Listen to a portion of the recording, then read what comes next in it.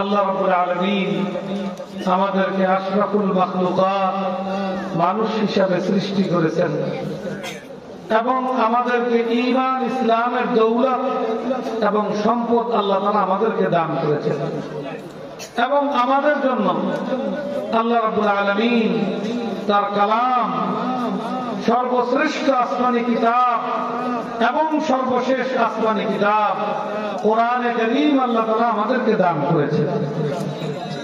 আমরা আল্লাহর এই নিয়ামত প্রাপ্তির উপরে আমরা খুশি না বেজার?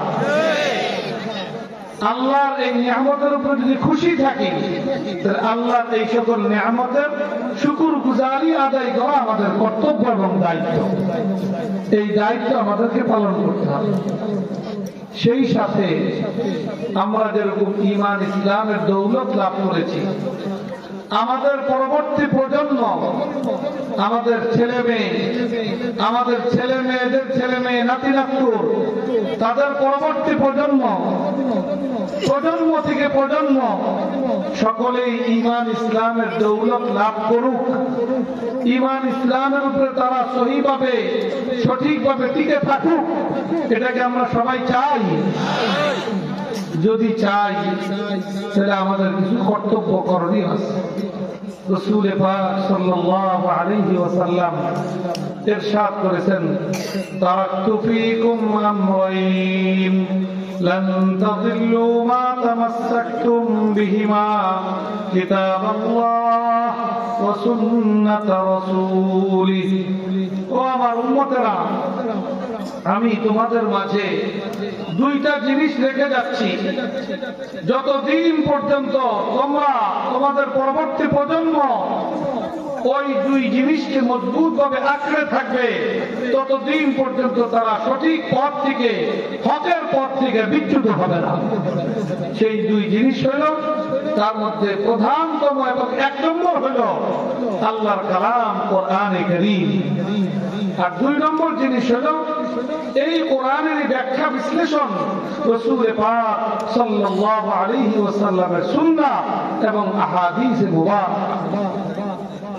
আমরা আমাদের পরবর্তী প্রজন্ম ঈমান ইসলামের উপরে টিকে থাকুক, এটা যদি চাই, আমাদের প্রজন্ম থেকে প্রজন্মকে কোরআন সুন্নাহ শিক্ষা, কোরআন সুন্নাহ শিক্ষার সাথে সম্পৃক্ত করার কোনো বিকল্প নাই।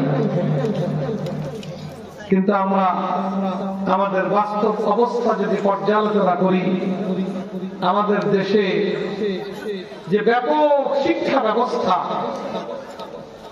স্কুল কলেজ ইউনিভার্সিটির যে শিক্ষা ব্যবস্থা, যেই শিক্ষা ব্যবস্থার সাথে এই দেশের 90% মানুষ সংশ্লিষ্ট, সেই শিক্ষার মধ্যে কি কোরআন শিক্ষার কোন ব্যবস্থা আছে? আল্লাহ রাসূলের সুন্নাহ শিক্ষার কোন ব্যবস্থা আছে? নাই। অতএব আমাদের ভাবা উচিত, আল্লাহ রাব্বুল আলামিন উলামায়ে কেরামের মাধ্যমে এই মুসলমানদের ঈমান ইসলাম রক্ষা বুনিয়াদ কোরআন এবং সুন্নাহর শিক্ষা এবং এর চর্চা মুসলমানদের মধ্যে অব্যাহত রাখার জন্য এই সকল কোরআনী প্রতিষ্ঠান তারা গড়ে তুলেছেন। অতএব আমাদের সন্তানদেরকে এই সকল কোরআনী প্রতিষ্ঠানে তাদেরকে কোরআন শিক্ষা দেওয়ার উদ্যোগ গ্রহণ যদি আমরা করতে ব্যর্থ হই, তাহলে আমাদের সন্তানেরা কে কোন দিক থেকে যে হারিয়ে যাবে, কে যে নাস্তিক হয়ে যাবে, কে যে খোদাদ্রোহী হয়ে যাবে, কে যে নবীর দুশমন হয়ে যাবে, আমাদের খবরও থাকবে না। এই জন্য আমাদের কর্তব্য, এক নম্বরে আমাদের প্রত্যেকটা ছেলে মেয়ে, আমরা যেরকম মুমিন মুসলমান, তারাও যেন ঈমান ইসলাম শিখতে পারে, ঈমান ইসলামের উপরে টিকে থাকতে পারে, কোন প্রতিকূলতার মধ্যে ঈমান ইসলাম হারা হয়ে যেন না যায়। এই জন্য তাদেরকে এক নম্বরে আল্লাহর কোরআনের শিক্ষা দেওয়ার বিষয়টাকে আমাদের নিশ্চিত করতে হবে। এই ক্ষেত্রে আমরা আমাদের সামাজিক সার্বিক অবস্থা যেটা, যে ব্যাপকভাবে আমরা আমাদের সন্তানদেরকে স্কুলে পড়াই, কলেজে পড়াই, ইউনিভার্সিটিতে পড়াই। আপনি স্কুলে পড়ান, আমরা একেবারে নিষেধ করব না, তবে স্কুল কলেজ ইউনিভার্সিটির যে শিক্ষা ব্যবস্থা, এই শিক্ষা ব্যবস্থার মূল প্রবর্তক হল ইংরেজ, ব্রিটিশরা। এই বাংলাদেশ যখন ভারত ছিল, এক সময় ছিল না, জানা আছে আপনাদের? কবে ছিল? কবে?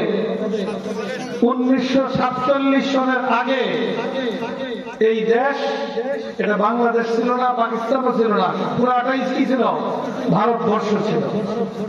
তখন এই ব্রিটিশরা সেই 7 সমুদ্র 13 নদীর উপর থেকে আইসা এই ভারতবর্ষকে দখল করা এই দেশ থেকে ইসলামী শিক্ষাকে সমূলে ধ্বংস করে দিয়ে সেকুলার তথা ধর্মহীন শিক্ষা ব্যবস্থা এই ভারতবর্ষের উপরে চাপিয়ে দিয়েছে তারা।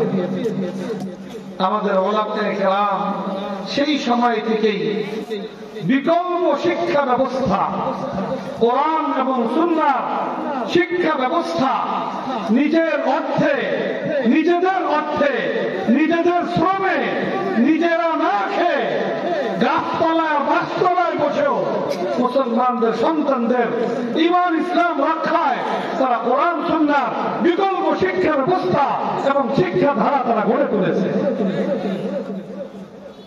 অত্যন্ত দুঃখজনক বাস্তবতা, 1947 সনে আমরা ব্রিটিশ থেকে স্বাধীনতা অর্জন করেছি। এরপর আবার 1971 সনে দ্বিতীয়বার স্বাধীনতা অর্জন করেছি। দুইবার স্বাধীনতা অর্জনের প্রায় 80 বছর অতিক্রান্ত হতে চলেছে, কিন্তু আমাদের যে মূল শিক্ষা ব্যবস্থা, জাতীয় শিক্ষা ব্যবস্থা, সেই শিক্ষা ব্যবস্থা ব্রিটিশরা যেই সেকুলার তথা ধর্মহীন শিক্ষা ব্যবস্থা আমাদের দেশের উপরে চাপিয়ে দিয়েছিল, এখন পর্যন্ত আমরা মূল জাতীয় শিক্ষা ব্যবস্থায় সেই শিক্ষা ব্যবস্থা থেকে বেরিয়ে আসতে পারি নাই। আমাদের কি এই ব্যাপারে কোনো দায় দায়িত্ব নাই? কি বলেন নাই? আমরা আবার খালি আল্লাহর কাছে বলবো যে আল্লাহ আমরা কি করব? না, আমাদের গোটা দেশের মুসলমান যদি এই ব্যাপারে সোচ্চার হয়, আল্লাহ তাআলা এখন দেশের মধ্যে একটা সুযোগ এবং পরিবেশ করে দিয়েছেন। এই সুযোগ এবং পরিবেশকে কাজে লাগিয়ে জাতীয় শিক্ষা সিলেবাস, শিক্ষা কারিকুলাম এবং শিক্ষা ব্যবস্থার মধ্যে আমূল পরিবর্তন ঘটাইতে হবে।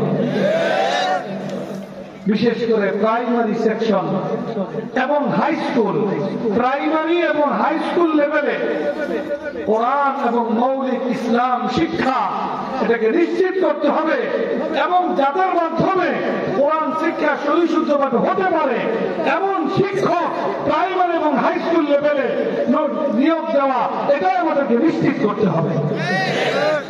এই ব্যাপারে শুধু ওলামায়ে কেরামের দায়িত্ব না, এটা এই দেশের প্রতিটা মুসলিম নাগরিক তাদের ভবিষ্যৎ প্রজন্মের ঈমান ইসলাম শিক্ষা এবং ঈমান ইসলাম রক্ষার স্বার্থেই এটা আমাদের প্রত্যেকের দায়িত্ব এবং কর্তব্য।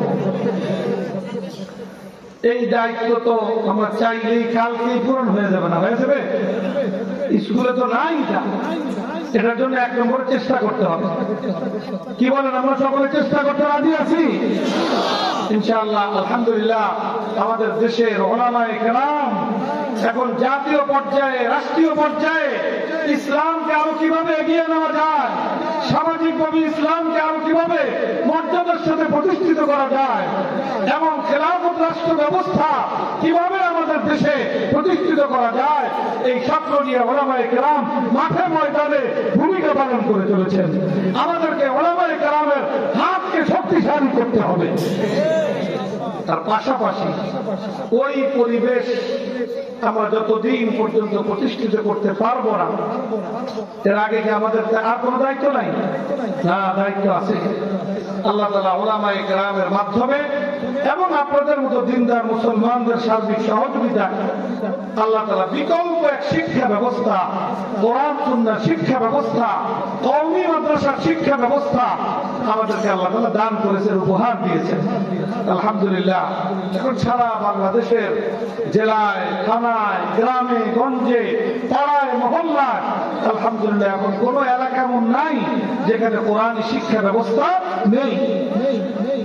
আমাদের কর্তব্য হইল, আমার ছেলেকে যদি আমি স্কুলে পড়ানোর চিন্তা করি, আগে তার ঈমান ইসলাম এবং কোরআন শিক্ষা দেওয়া নিশ্চিত করার জন্য কমপক্ষে 2-3 বছরের জন্য তাদেরকে এই সকল কোরআনী প্রতিষ্ঠানে দিয়ে তাদের কোরআন শিক্ষা নিশ্চিত করা, তাদের মৌলিক ইসলাম শিক্ষা নিশ্চিত করা, তাদের পাক নাপাকি, নামাজ রোজা, হালাল হারাম, জায়েজ না জায়েজ এগুলো যদি তারা নিশ্চিতভাবে শিখতে পারে, এটা নিশ্চিত করে তারপরে আপনারা স্কুল কলেজে পড়তে দেন। তবে স্কুল কলেজে এরপরেও পড়তে দেওয়ার পরে সবসময় সতর্ক দৃষ্টি রাখতে হবে যে আমার ছেলে আমার মেয়ে এই প্রতিকূল পরিবেশে গিয়ে সে যদি ইসলাম বিদ্বেষী না হয়ে যায়, সে যদি আল্লাহ দুশ্মন না হয়ে যায়, নাস্তিক না হয়ে যায়, আল্লাহ রাসূলের দুশ্মনে পরিণত না হয়, তার ঈমান ইসলামের প্রতি গার্জিয়ান হিসেবে, বাবা মা হিসেবে সবসময় তার প্রতি লক্ষ্য রাখা এটা আমাদের দায়িত্ব এবং কর্তব্য। আমরা দেখছি কত ভালো ভালো মুসলমানের ঘরে এই শিক্ষা ব্যবস্থার কুফল দেখা যায়। ভালো ভালো মুসলিম পরিবারে নাস্তিক গড়ে উঠতেছে, খোদাদ্রোহী গড়ে উঠতেছে, ইসলামের দুশমন তৈরি হচ্ছে। অতএব আমরা যদি এই ব্যাপারে সচেতন সতর্ক না থাকি তাহলে আমাদের কলিজার টুকরা বাবা মা তাদের কাছে সন্তানের চাইতে প্রিয় আর দামি আর কোনো কিছু হইতে পারে? সবচেয়ে বাবা মা সবচেয়ে দামি সম্পদ হল তার সন্তান। এবং বাস্তবিক পক্ষে সন্তানকে যদি বাবা মা ভালোভাবে গড়ে তুলতে পারে তাহলে সেই সন্তান বাবা মা দুনিয়াতেও সম্মানের কারণ, হাসরের ময়দানেও ওই সন্তান বাবা মার সম্মান নিশ্চিত করবে। আর ওই সন্তানের উসিলায় ইনশাআল্লাহ বাবা মা জান্নাতের অধিকারীও হবে। আল্লাহ রাসূল হাদিসের মধ্যে বলেছেন যে কোন বাবা মা তার সন্তানকে যদি হাফেজে বা আমল বানাতে পারে, আলেমে দ্বীন বানাতে পারে, কিয়ামতের দিন আল্লাহ রাব্বুল আলামিন ওই সন্তানের উসিলায় তার বাবা মাকে কোটি কোটি হাজার হাজার কোটি মানুষের সামনে নূরের মুকুট তাদের মাথায় পরিয়ে আল্লাহ তাআলা সম্মানিত করবেন। সন্তান যেরকম বাবা মা সম্মানের কারণ হয়, আবার সন্তান বাবা মা অসম্মানেরও কারণ হবে। যদি বাবা মা সন্তানের ক্ষেত্রে তাদের যে দায়িত্ব ছিল তাদেরকে কোরআন শিক্ষা দেওয়া, তাদেরকে দ্বীন শিক্ষা দেওয়া, ইসলাম শিক্ষা দেওয়া, আল্লাহর সাথে তাদের পরিচয় করিয়ে দেওয়া, আল্লাহর সাথে তাদের সম্পর্ক স্থাপন করে দেওয়া, ঈমান ইসলাম শিক্ষা দেওয়া, নামাজ রোজা শিক্ষা দেওয়া, পাক নাপাকি শিক্ষা দেওয়া, এটা যদি শিক্ষা দিতে না পারে এটা দেখা যাবে সন্তান কোন সময় নাস্তিক হবে, মুরতাদ হবে, ধর্মদ্রোহী হবে, খোদাদ্রোহী হবে, নবীর দুশমন হবে। ওই সন্তান যখন হাসরের ময়দানে আল্লাহর সম্মুখে দণ্ডায়মান হয়ে তার জীবনের হিসাব বিকাশ দিতে যাবে তখন তো সে আটকা পড়বে, নাফরমান হিসাবে, আল্লাহর দুশমন হিসাবে তার জন্য জাহান্নামের ফয়সালা হবে। ওই সন্তান আল্লাহর দরবারে দরখাস্ত করবে যে আল্লাহ আমি নাফরমানি করেছি, সেই হিসাবে আমার জন্য জাহান্নামের ফয়সালা ঘোষণা হয়েছে, এটা তো মানতে বাধ্য আমি, এটা অস্বীকার করার কোনো সুযোগ নাই। তবে আমার একটা দরখাস্ত আছে, আমি যে এই নাফরমানে পরিণত হইলাম, এত বড় জালেম হইলাম, আমার এই জালেম আর নাফরমান হওয়ার পিছনে আমার বাবা মার ভূমিকাও কোনো অংশে কম নয়। আমার বাবা মা যদি চাইতো তাহলে আমাকে হাফেজ বানাতে পারতো, খাঁটি মুসলমান বানাতে পারতো, আল্লাহর অনুগত ফরমাবরদার বানাতে পারতো, কোরআনের সাথে আমার সম্পর্ক জুড়ে আপনার নৈকট্যশীল বান্দায় পরিণত করতে পারতো। কিন্তু আমার বাবা মা সেটা করেনি, বরং আমাকে ভিন্ন পথে পরিচালিত করছে। যেই পথে পরিচালিত করার ফলাফল আমি এই পরিমাণ জালেম আর এই পর্যায়ের নাস্তিক এবং মুরতাদ এবং খোদাদ্রোহী আর নবীর দুশমন হিসেবে আমি গড়ে উঠেছি। অতএব আমার দরখাস্ত, আমাকে যতটুকু শাস্তি দিবা আমার বাবা মাকে কমপক্ষে দ্বিগুণ শাস্তি দেওয়ার ব্যবস্থা করো। কি বলেন? সন্তান আমার আপনার বিরুদ্ধে আল্লাহর দরবারে এই নালিশ করুক, এটাকে আমরা কেউ প্রত্যাশা করি? এটাকে আমাদের জন্য ভালো? এটা যদি আমরা প্রত্যাশা না করি, এটা থেকে যদি আমরা বাঁচতে চাই, তাহলে আমরা এখানে যতজন বাবা আছি এবং ভবিষ্যতে যারা বাবা হব আমাদের এখনই আমাদেরকে অঙ্গীকারাবদ্ধ হইতে হবে। আল্লাহ প্রদত্ত আমানত, ছেলে মেয়ে, বাবা মা ছেলে মেয়ের মালিক নয়, ছেলে মেয়ের মালিক হলো কে? আল্লাহ। বাবা মার কাছে আমানত রাখেন, সেই আমানতের হক আদায় করা বাবা মার দায়িত্ব এবং কর্তব্য। বাবা মার উপরে সন্তানের, ছেলে হোক মেয়ে হোক, প্রধানতম হক এবং দায়িত্ব হলো তাকে কোরআন শিক্ষা দেওয়া, তাকে ঈমান ইসলাম শিক্ষা দেওয়া, ভালো মানুষের সাথে তাদের সম্পর্ক গড়ে দেওয়া, ওলামায়ে কেরামের সান্নিধ্য আর সোহবতে তাদেরকে অভ্যস্ত করে গড়ে তোলা, এটা বাবা মার অন্যতম দায়িত্ব এবং কর্তব্য। অতএব আমাদের প্রত্যেককে এই দায়িত্ব এবং কর্তব্য পালনের প্রতি মনোযোগী হওয়া খুব জরুরি। আর আমাদের এই দায়িত্ব এবং কর্তব্য পালনে আমাদেরকে সহযোগিতা করার জন্যই এই সকল কোরআনী প্রতিষ্ঠান গড়ে উঠেছে। বাবা মার দায়িত্ব ছিল তার প্রত্যেকটা সন্তানকে কোরআন এবং ইসলাম শিক্ষা দেওয়া। ওই বাবা মার দায়িত্ব এই মাদ্রাসার পরিচালক এবং শিক্ষকরা নিজেদের কাঁধে তুলে নেয়। 24 ঘন্টার দায়িত্ব নেয়, খালি 2-4 ঘন্টা পড়ায় দিয়ে শেষ করে দেয় না। আপনাদের এক একটা ছেলে মেয়ের 24 ঘন্টার দায়িত্ব দিয়ে তাদেরকে হাফেজ বানায়, আলেম বানায়, হাফেজা আলেমা বানায়, তাদেরকে নামাজ শিখায়, ওযু শিখায়, তাদেরকে আদব কায়দা শিখায়, সালাম দেওয়া শিখায়, বড়দেরকে সম্মান করা শিখায়, খাওয়া কিভাবে সুন্নত তরিকায় খাইতে হয় সেটা শিখায়। প্রত্যেকটা কাজের আল্লাহ রাসূলের সুন্নত তরিকা তাদেরকে শিক্ষা দেওয়া। এই মাদ্রাসাগুলা এই দায়িত্ব দিয়ে আপনাদের সন্তানদেরকে গড়ে তুলতেছে এমন ভাবে এই সন্তান আপনার নাজাতের জরিয়া হবে, আপনার বিশাল মর্যাদা উপলক্ষ এবং মাধ্যম হবে। অতএব এই মাদ্রাসাগুলোর ব্যাপারেও আপনাদের দায়িত্ব এবং কর্তব্য আছে। এই মাদ্রাসাগুলো যেন সুষ্ঠু সুন্দরভাবে পরিচালিত হতে পারে। আমাদের আকাবিরিন বুজুর্গানে দ্বীন এই মাদ্রাসাগুলোকে এমন ভাবে প্রতিষ্ঠিত এবং পরিচালিত করার পরিবেশ তারা কায়েম করে গেছেন যে সরকারের কোনো অর্থনৈতিক সহযোগিতা এবং সরকারের কোনো নিয়ন্ত্রণ এবং কর্তৃত্ব এই সকল মাদ্রাসার উপরে আমাদের বুজুর্গানে দ্বীন পূর্বসূরি আকাবিরিন প্রতিষ্ঠিত হোক, এটা যেন কোনোভাবেই হতে না পারে এই ব্যবস্থা এবং পরিবেশ তারা কায়েম করে গেছেন। তো সরকারের কর্তৃত্ব এবং নিয়ন্ত্রণ মুক্ত থেকে স্বাধীনভাবে আল্লাহ প্রদত্ত কোরআনী শিক্ষা সমাজে যদি এই পরিচালনা করতে হয়, এটা ধারা অব্যাহত রাখতে হয়, তাহলে মুসলিম সমাজ নারী পুরুষকে এই মাদ্রাসাগুলোর পাশে শক্তিশালীভাবে দাঁড়াতে হবে। এই প্রতিষ্ঠানগুলা সর্বাত্মক সহযোগিতা করতে হবে। আলহামদুলিল্লাহ সারা দেশে এই ধরনের কওমি মাদ্রাসা 40,000-এর অধিক বর্তমানে কোরআন সুন্নাহ শিক্ষা এই কার্যক্রম পরিচালনা করে যাচ্ছে। বছরে হাজার হাজার কোটি টাকা এই মাদ্রাসাগুলোর মধ্যে ব্যয় হচ্ছে।